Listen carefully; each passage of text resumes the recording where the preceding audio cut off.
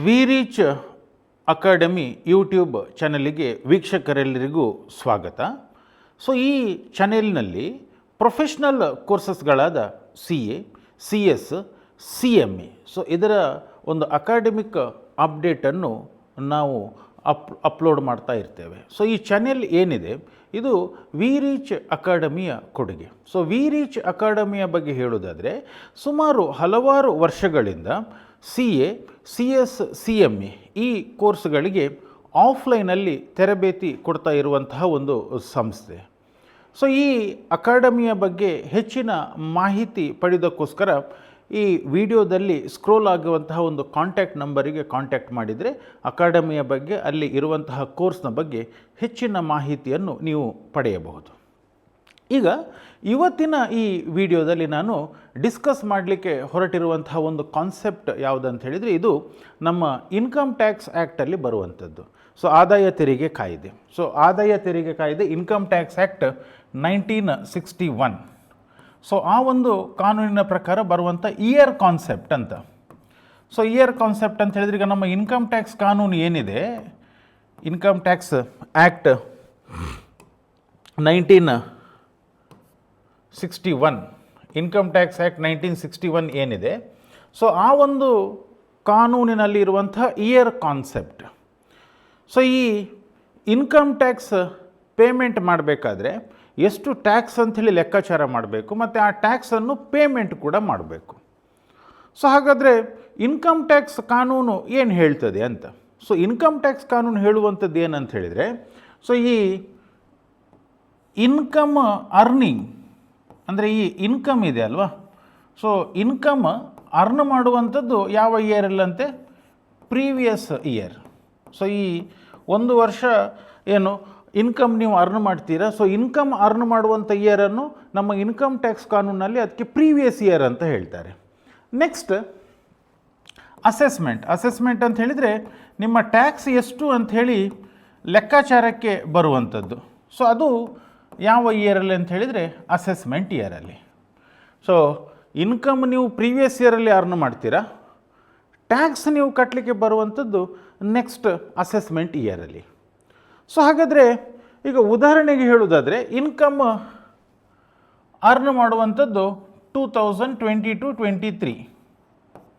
ಹಾಂ, ಸೊ ಇದಕ್ಕೆ assessment year ಯಾವುದು, 2023-24. ಸೊ ನೆಕ್ಸ್ಟ್ ಇಯರ್ ಏನುಂಟು ಅದು ಅಸೆಸ್ಮೆಂಟ್ ಇಯರ್. ಸೊ ಮತ್ತು ನಮ್ಮ ಇನ್ಕಮ್ ಟ್ಯಾಕ್ಸ್ ಆ್ಯಕ್ಟಲ್ಲಿ ಸೊ ಇಯರ್ ಅಂಥೇಳಿ ಬಂದರೆ financial year. So financial year ಅಂತ ಹೇಳಿದರೆ ನಿಮ್ಗೆ ಗೊತ್ತು, 12 ತಿಂಗಳಿರ್ತದೆ. ಏಪ್ರಿಲ್ 1ಕ್ಕೆ ಸ್ಟಾರ್ಟ್ ಆಗ್ತದೆ, ನೆಕ್ಸ್ಟ್ ಇಯರ್ನ ಮಾರ್ಚ್ 31ಕ್ಕೆ ಮುಗಿಯುವಂಥದ್ದು. ಸರಿ, ಈಗ ಪ್ರೀವಿಯಸ್ ಇಯರ್ನ ಬಗ್ಗೆ ನಮ್ಮ ಇನ್ಕಮ್ ಟ್ಯಾಕ್ಸ್ ಕಾನೂನು ಏನು ಹೇಳ್ತದೆ ಅಂತ ಹೇಳಿ ತಿಳ್ಕೊಳ್ಳೋಣ. Previous year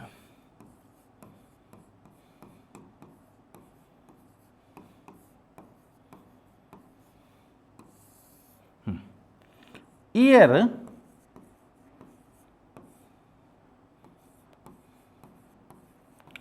preceding to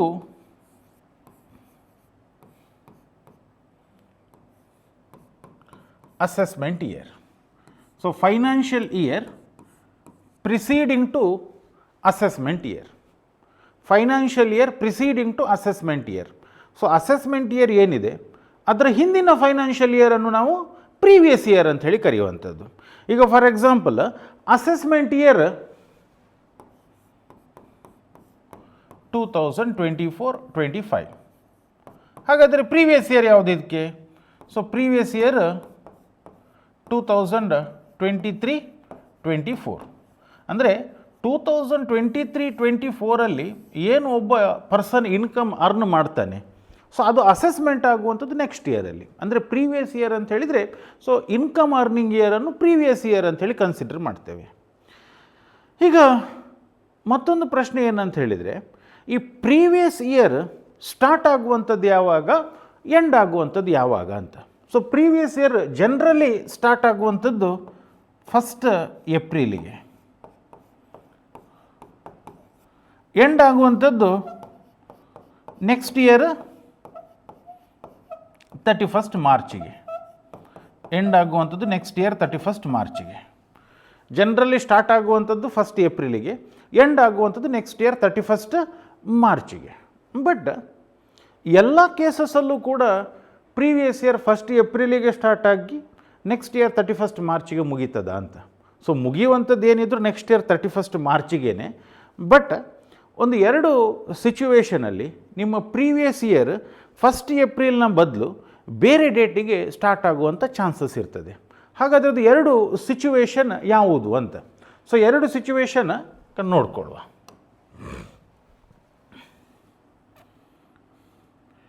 previous year starts on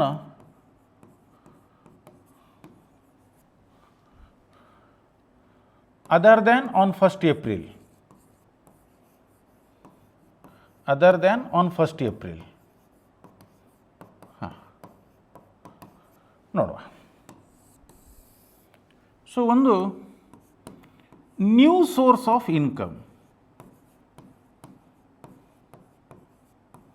new source of income.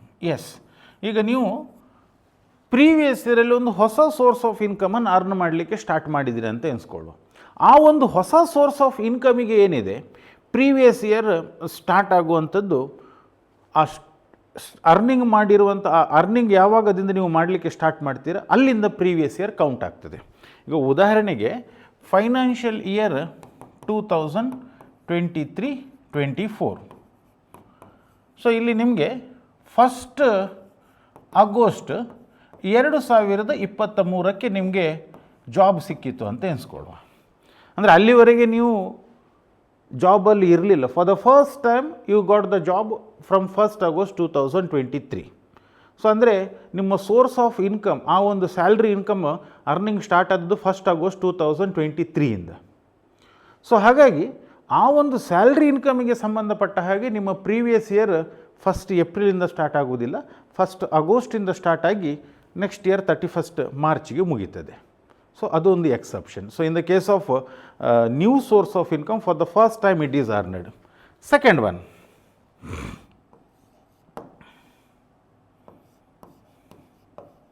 New business.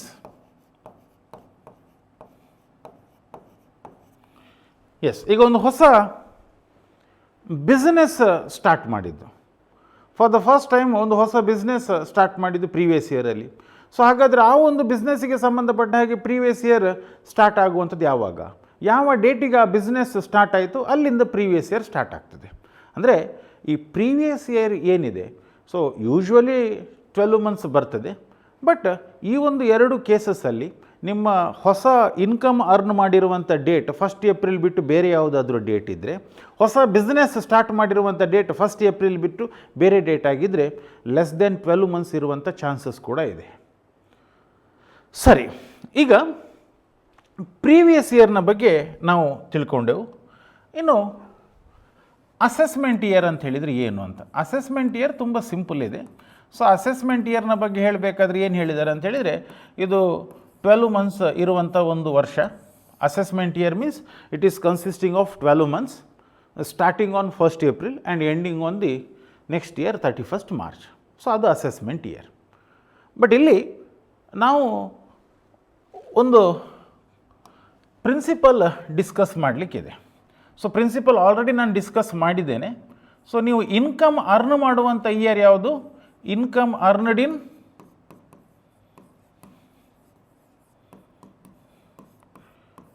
Previous year. Income taxed in next year, ಅದು ಅಸೆಸ್ಮೆಂಟ್ ಇಯರ್. ಬಟ್ ಈ ಒಂದು ರೂಲ್ ಏನಿದೆ, ಈ ವರ್ಷ ಇನ್ಕಮ್ ಅರ್ನ್ ಮಾಡಿ ನೆಕ್ಸ್ಟ್ ಇಯರ್ ಟ್ಯಾಕ್ಸ್ ಕಟ್ಟುವಂಥ ಒಂದು ರೂಲ್ ಏನಿದೆ, ಇದಕ್ಕೆ ಒಂದಷ್ಟು ಎಕ್ಸೆಪ್ಷನ್ಸ್ ಇದೆ. ಎಕ್ಸೆಪ್ಷನ್ಸ್, ಈ ಎಕ್ಸೆಪ್ಷನಲ್ ಕೇಸಸಲ್ಲಿ ಪ್ರೀವಿಯಸ್ ಇಯರ್ ಮತ್ತು ಅಸೆಸ್ಮೆಂಟ್ ಇಯರ್ ಏನಿದೆ ಅದು 2 ಸೇಮ್. ನೀವು ಯಾವ ವರ್ಷ ಇನ್ಕಮ್ ಅರ್ನ್ ಮಾಡ್ತೀರಾ ಅದೇ ವರ್ಷ ನೀವು ಟ್ಯಾಕ್ಸ್ ಕಟ್ಟಲಿಕ್ಕೆ ಬರ್ತದೆ ಎಕ್ಸೆಪ್ಷನಲ್ ಕೇಸಸಲ್ಲಿ. ಎಕ್ಸೆಪ್ಷನಲ್ ಕೇಸಸಲ್ಲಿ ನೀವು ಪ್ರೀವಿಯಸ್ ಇಯರ್ ಮತ್ತು ಅಸೆಸ್ಮೆಂಟ್ ಇಯರ್ ಅಂಥೇಳಿ ವೆಯ್ಟ್ ಮಾಡಲಿಕ್ಕೆ ಆಗೋದಿಲ್ಲ. ಸೊ ಹಾಗಾದರೆ ಈ ಎಕ್ಸೆಪ್ಷನ್ ಯಾವ ಕೇಸಸಲ್ಲಿ ಬರ್ತದೆ ಅಂದರೆ ನೀವು ಇನ್ಕಮ್ ಅರ್ನ್ ಮಾಡಿದ ಇಯರಲ್ಲೇ ನೀವು ಟ್ಯಾಕ್ಸ್ ಕಟ್ಟುವಂಥದ್ದು ಯಾವಾಗ ಅಂತ. ಸೊ ಇದು ಯಾವಾಗ ಅಂತ ಹೇಳಿದರೆ, ಯಾವಾಗ ಗೌರ್ಮೆಂಟಿಗೆ ಟ್ಯಾಕ್ಸ್ ಕಲೆಕ್ಷನ್ನ ಪ್ರಾಕ್ಟಿಕಲ್ ಡಿಫಿಕಲ್ಟೀಸ್ ಇರ್ತದೆ ಅಂಥ ಸಿಚುವೇಷನಲ್ಲಿ ಪ್ರೀವಿಯಸ್ ಇಯರ್ ಮತ್ತು ಅಸೆಸ್ಮೆಂಟ್ ಇಯರನ್ನು ಒನ್ ಆ್ಯಂಡ್ ದ ಸೇಮ್ ಅಂಥೇಳಿ ಕನ್ಸಿಡರ್ ಮಾಡ್ತದೆ. ಸೊ ಹಾಗಾದರೆ ನಮಗೆ ಇನ್ಕಮ್ ಟ್ಯಾಕ್ಸ್ ಕಾನೂನಿನ ಪ್ರಕಾರ ಏನೆಲ್ಲ ಎಕ್ಸೆಪ್ಷನ್ಸ್ ಇದೆ ಅಂತ. ಒಂದು, income from shipping business of non resident. ಈಗ ಒಬ್ಬ ಶಿಪ್ಪಿಂಗ್ ಬಿಸ್ನೆಸ್ಸಿಂದ ಇಂಡಿಯಾದಲ್ಲಿ ಇನ್ಕಮ್ ಅರ್ನ್ ಮಾಡ್ತಾ ಇದ್ದಾನೆ. ಈಗ ಫಾರ್ ಎಕ್ಸಾಂಪಲ್ ಒಬ್ಬ ನಾನ್ ರೆಸಿಡೆಂಟ್ ಅಥವಾ ನಾನ್ ರೆಸಿಡೆಂಟ್ ಕಂಪನಿ ಏನಿದೆ ಅದರದ್ದು ಶಿಪ್ಪಿಂಗ್ ಈಗ ಬಂದಿದೆ ಅಂತ ಅದರ ಒಂದು ಶಿಪ್ ಒಂದು ನಮ್ಮ ಭಾರತ ದೇಶಕ್ಕೆ ಬಂದಿದೆ. ಈಗ ಭಾರತ ದೇಶದಿಂದ ಕಾರ್ಗೋವನ್ನು ಯಾವುದೋ ಒಂದು ಬೇರೆ ದೇಶಕ್ಕೆ ಅವರು ಈಗ ಏನು ಟ್ರಾನ್ಸ್ಪೋರ್ಟ್ ಮಾಡ್ತಾರೆ ಶಿಪ್ ಥ್ರೂ. ಸೊ ಅವರು ನಮ್ಮ ಇಂಡಿಯನ್ ಪೋರ್ಟಲ್ಲಿ ಇದ್ದುಕೊಂಡು ಇನ್ಕಮ್ ಅರ್ನ್ ಮಾಡ್ತಾರೆ. ಅಂದರೆ ಏನಾಯಿತು, ಅದು ಭಾರತದಲ್ಲಿ ಅರ್ನ್ ಮಾಡಿರುವಂಥ ಇನ್ಕಮ್ ಆಯಿತು. ಸೊ ಭಾರತದಲ್ಲಿ ಅರ್ನ್ ಮಾಡಿರುವಂಥ ಇನ್ಕಮ್ ಅಂತ ಹೇಳಿ ಆದರೆ ಅದರ ಮೇಲೆ ಭಾರತದಲ್ಲಿ ಇನ್ಕಮ್ ಟ್ಯಾಕ್ಸ್ ಕಟ್ಟಬೇಕಾಗ್ತದೆ. ಸರಿ, ಈಗ ಆ ಶಿಪ್ ನಮ್ಮ ಪೋರ್ಟನ್ನು ಬಿಟ್ಟು ಹೋದ ನಂತರ ಪುನಃ ಅದು ಭಾರತ ದೇಶಕ್ಕೆ ಬರುವಂಥದ್ದು ಯಾವಾಗಂತ ಗ್ಯಾರಂಟಿ ಇಲ್ಲ. ಯಾಕಂದರೆ ಅದು ನಮ್ಮ ದೇಶಕ್ಕೆ ಸಂಬಂಧಪಟ್ಟ ಶಿಪ್ ಅಲ್ಲ, ಅದು ಅಲ್ಲಿಂದ ಯಾವುದೋ ಒಂದು ಬೇರೆ ದೇಶಕ್ಕೆ ಹೋಗಿ ಅಲ್ಲಿಂದ ಎಲ್ಲೋ ಮತ್ತೆ ಬೇರೆ ಹೋಗಿ ಮತ್ತೆ ಎಷ್ಟೋ ವರ್ಷದಿಂದ ಬರ್ಬೋದು ಅಥವಾ ಬಾರದೇ ಇರ್ಬೋದು. ಅದಕ್ಕೋಸ್ಕರ ಏನು ಮಾಡಿದ್ದಾರೆ ಅಂತ ಹೇಳಿದರೆ, ಈ ಶಿಪ್ಪಿಂಗ್ ಬಿಸ್ನೆಸ್ಸಿಂದ ಏನಾದರೂ ಇನ್ಕಮ್ ಅರ್ನ್ ಮಾಡಿದರೆ ಒಬ್ಬ ನಾನ್ ರೆಸಿಡೆಂಟ್, ಅವನ ಶಿಪ್ ನಮ್ಮ ಭಾರತದ ಪೋರ್ಟ್ ಬಿಡುವ ಮೊದಲು ಅವನು ಟ್ಯಾಕ್ಸ್ ಕ್ಲಿಯರೆನ್ಸ್ ಸರ್ಟಿಫಿಕೇಟ್ ತಗೊಂಡು ಆ ಶಿಪ್ಪನ್ನು ಬಿಡಬೇಕಾಗ್ತದೆ. ಆವಾಗ ಅವ ಪ್ರಶ್ನೆ ಮಾಡುವಂಥ ಚಾನ್ಸಸ್ ಇರ್ತದೆ, ಸೊ ಇದು ಪ್ರೀವಿಯಸ್ ಇಯರ್, ನಾನು ಟ್ಯಾಕ್ಸ್ ಕಟ್ಟಲಿಕ್ಕೆ ಲಯಬಲ್ ನೆಕ್ಸ್ಟ್ ಇಯರ್ ಅಲ್ವಾ ಅಂತ. ಬಟ್ ಅದಕ್ಕೆ ಎಕ್ಸೆಪ್ಷನ್ ಕೊಟ್ಟಿದ್ದಾರೆ. ಸೊ ನಿನ್ನ ಹತ್ರ ಟ್ಯಾಕ್ಸ್ ಕಲೆಕ್ಷನ್ ಮಾಡಲಿಕ್ಕೆ ನಮಗೆ ಪ್ರಾಕ್ಟಿಕಲ್ ಡಿಫಿಕಲ್ಟೀಸ್ ಇದೆ. ಹಾಗಾಗಿ ನಿನ್ನ ಕೇಸಲ್ಲಿ ಏನು, ನಿನ್ನ ಪ್ರೀವಿಯಸ್ ಇಯರ್ ಮತ್ತು ಅಸೆಸ್ಮೆಂಟ್ ಇಯರ್ ಎರಡೂ ಕೂಡ ಒನ್ ಆ್ಯಂಡ್ ದ ಸೇಮ್. ಹಾಗಾಗಿ ನಿನ್ನ ಇನ್ಕಮ್ ಈ ವರ್ಷವೇ ಅಸೆಸ್ ಆಗ್ತದೆ, ಈ ವರ್ಷವೇ ಟ್ಯಾಕ್ಸ್ ನೀನು ಕಟ್ಟಬೇಕು ಅಂತ. So that is one of the exception for the rule ಏನು, income earned in previous year and it is taxed in assessment year. Second exception, income of a person leaving India permanently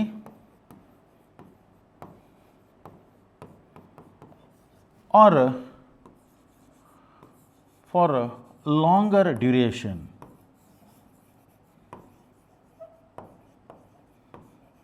Yes. If any person who is leaving the India permanently or for a longer duration, ಒಂದು ದೊಡ್ಡ stay ಅವನು ಎಬ್ರಾಡಲ್ಲಿ ಮಾಡಬೇಕಂತ ಹೇಳಿದ್ದಾನೆ. ಅವ ಈಗ ಇಂಡಿಯಾದಿಂದ ಹೊರಗೆ ಹೋಗ್ತಾ ಇದ್ದಾನೆ, ಬಟ್ ಇಂಡಿಯಾಕ್ಕೆ ವಾಪಸ್ ಬರುವಂಥ ಡೇಟ್ ಕನ್ಫರ್ಮ್ ಇಲ್ಲ. ಅಂಥ ಕೇಸಸ್ಸಲ್ಲಿ ಆ ಪರ್ಸನ್ ಏನಿದೆ ನಮ್ಮ ಭಾರತ ದೇಶ ಬಿಟ್ಟು ಹೋಗುವ ಮೊದಲು ಟ್ಯಾಕ್ಸ್ ಕ್ಲಿಯರೆನ್ಸ್ ಸರ್ಟಿಫಿಕೇಟ್ ತಗೊಳ್ಬೇಕು. ಅವನ ಪ್ರೀವಿಯಸ್ ಇಯರ್ ಏನಿದೆ ಮತ್ತು ಅಸೆಸ್ಮೆಂಟ್ ಇಯರ್ ಏನಿದೆ ಎರಡೂ ಕೂಡ ಒನ್ ಆ್ಯಂಡ್ ದ ಸೇಮ್, ಬೇರೆ ಬೇರೆ ಆಗೋದಿಲ್ಲ. ಅಲ್ಲಿ ಗೌರ್ಮೆಂಟಿಗೆ ನೆಕ್ಸ್ಟ್ ಇಯರ್ನ ತನಕ ವೆಯ್ಟ್ ಮಾಡಲಿಕ್ಕೆ ಆಗೋದಿಲ್ಲ. ಯಾಕಂದರೆ ನೆಕ್ಸ್ಟ್ ಇಯರ್ ಅವ ಎಲ್ಲಿರ್ತಾನಂಥೇಳಿ ಗೊತ್ತಿರೋದಿಲ್ಲ. ಅಲ್ಲಿಂದ ಅವನನ್ನು ಮತ್ತೆ ತರಬೇಕಂದ್ರೂ ಕೂಡ ದೊಡ್ಡ ಪ್ರೊಸೆಸ್. ಸೊ ಅದೆಲ್ಲ ರಗಳೆ ಬೇಡ ಅಂಥೇಳಿ, so the person who is leaving the India permanently ಅಥವಾ the person who is leaving the India for a longer duration, ಆ ಕೇಸಸ್ಸಲ್ಲೂ ಕೂಡ ಅಸೆಸ್ಮೆಂಟ್ ಇಯರ್ ಮತ್ತು previous year one and the same. Next third one, association of person, body of individuals started for shorter duration.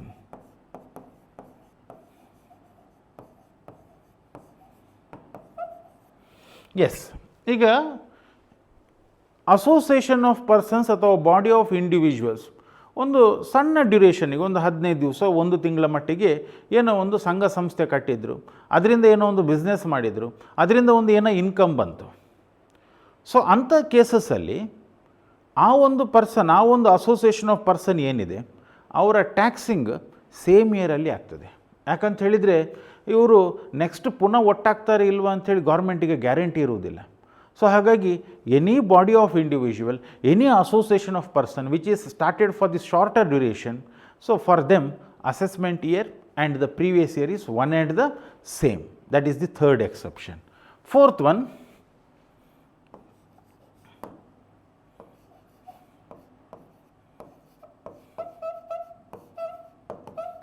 discontinued business. So during the previous year, if any business is discontinued, in such case also assessment year and previous year is one and the same. ಈಗ ಒಂದು business ಇತ್ತು, ಆ business previous ಇಯರಲ್ಲಿ close ಆಯಿತು. So ಅಲ್ಲಿ government weight ಮಾಡಲಿಕ್ಕೆ ಹೋಗೋದಿಲ್ಲ next ಇಯರ್ನ ತನಕ. So close ಆಗಿದೆ, ಸೊ ನಿಮ್ಮ ಅಸೆಸ್ಮೆಂಟ್ ಇದೇ ವರ್ಷ ನಾವು ಮಾಡಿಬಿಡ್ತೇವೆ, ನಿಮ್ಮ ಟ್ಯಾಕ್ಸ್ ಏನುಂಟು ಅದನ್ನೆಲ್ಲ ಪೇಮೆಂಟ್ ಮಾಡಿಬಿಡಿ ಅಂತ. So that is the fourth exception. And fifth one,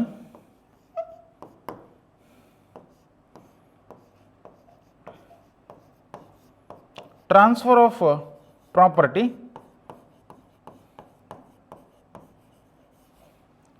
to avoid tax payment. Yes.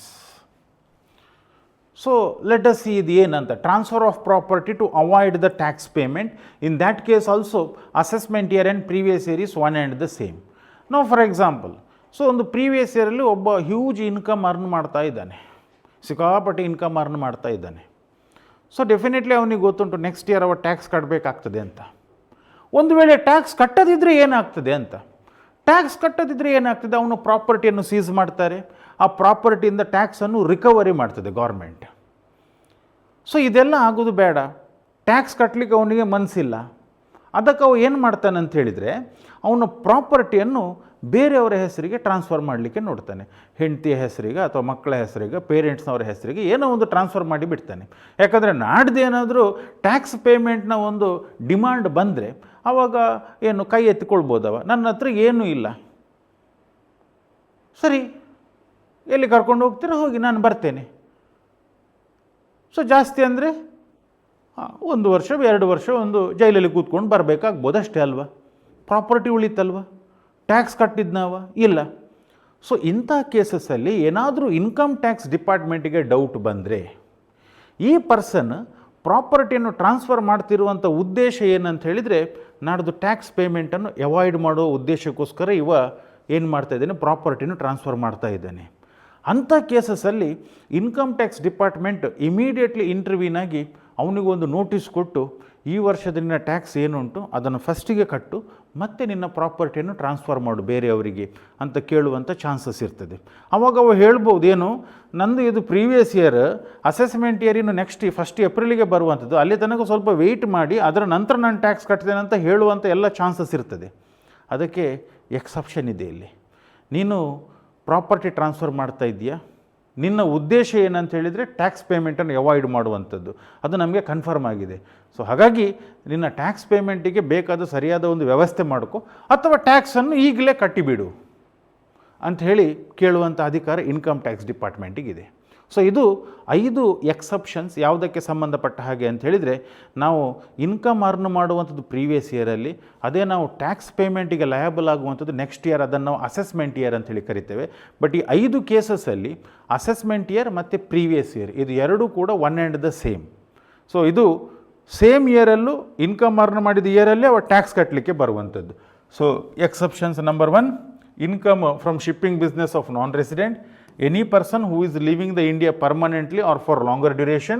So AOP, association of persons or body of individuals which are started for the shorter duration in the case of discontinued business, and transfer of property to avoid the tax payment. So these are the 5 exceptions ಯಾವುದಕ್ಕೆ ಸಂಬಂಧಪಟ್ಟ ಹಾಗೆ. So assessment year ಮತ್ತು previous year ರೂಲಿಗೆ ಸಂಬಂಧಪಟ್ಟ ಹಾಗೆ. So ಈ video ನಿಮಗೆ ಇಷ್ಟ ಆಯಿತು ಅಂತೇಳಿ ಅಂದ್ಕೊಳ್ತೇನೆ. ಸೊ ಇಷ್ಟ ಆದರೆ ನೀವು ಶೇರ್ ಮಾಡಿ ನಿಮ್ಮ ಫ್ರೆಂಡ್ಸ್ನವರ ಜೊತೆಗೆ. ಅದೇ ರೀತಿ ಈ ವಿಡಿಯೋವನ್ನು ಲೈಕ್ ಮಾಡಿ, ನಮ್ಮ ಚಾನೆಲನ್ನು ಸಬ್ಸ್ಕ್ರೈಬ್ ಮಾಡಿ ನಮಗೆ ಪ್ರೋತ್ಸಾಹ ಕೊಡಬೇಕಾಗಿ ನಿಮ್ಮೆಲ್ಲರಲ್ಲೂ ಕೂಡ ವಿನಂತಿ ಮಾಡಿಕೊಳ್ತಾ ಇದ್ದೇನೆ. ಸೊ ಇವತ್ತಿಗೆ ನನ್ನ ಈ ವಿಡಿಯೋವನ್ನು ಇಲ್ಲಿಗೆ ಮುಗಿಸ್ತಾ ಇದ್ದೇನೆ. ಥ್ಯಾಂಕ್ ಯು, ಧನ್ಯವಾದಗಳು.